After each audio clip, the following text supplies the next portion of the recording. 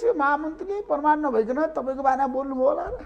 होइन प्रमाण भएको म त एकदम प्रमाण लिएर बोल्ने मान्छे हो, तथ्य सत्य बाहिर ल्याउने म मान्छे। त्यो मेरो मेरो म बिस्तारै छेउबाट गएको छु। म त्यहाँ गए भए त त्यो गाडीलाई टेकेर अथवा घर आएर एकदम मेरो जोसिलो हुन्थ्यो नि त। म त्यो जोसिलो मोडमा पनि गएको छैन क्या, किनकि त्यहाँ 6 बजेपछि त्यो खासै बुनी भइसकेको थियो, मान्छेहरू रमितेहरू मात्र थिए त्यहाँ, छोरी मान्छेहरू थियो, बच्चाहरू थियो। मैले छिमेकीको नजिक भएर पनि मैले त्यो कुकुरलाई बचाउनु नपाउने।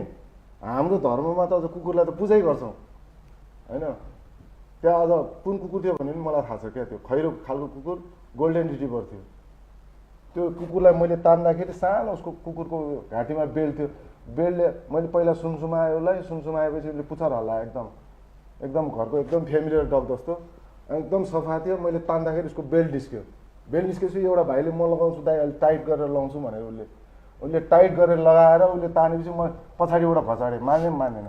नमानेपछि पनि बिस्तारै हामी तान्दै तान्दै तान्दै तान्दै तल लिएर आएपछि जाली ढोकामा पानी थियो, त्यहाँ फोहोरहरू थियो एकदम। त्यसपछि त्यो कुकुर ढोकानेर आएपछि उसलाई यस्तो गरेर भित्र छिर्यो। त्यसपछि मेरो आत्माले के भन्यो भने एउटा मालिकप्रति त्यो लोयल हुन्छ नि त कुकुरको लक्षण मलाई थाहा छ। मसँग 2टा कुकुर छ, ल्याब्राडोर छ, एउटा लोकल कुकुर छ होइन। कुकुर पाल्ने मान्छेलाई थाहा हुन्छ क्या कुकुरको के हो भनेर माया। उसको त छोरै जस्तो हो नि त, फ्यामिली हो नि त होइन। तर तपाईँले जीवनमा सबभन्दा भुल गर्नुभयो। त्यो भुल अब मेरो नजर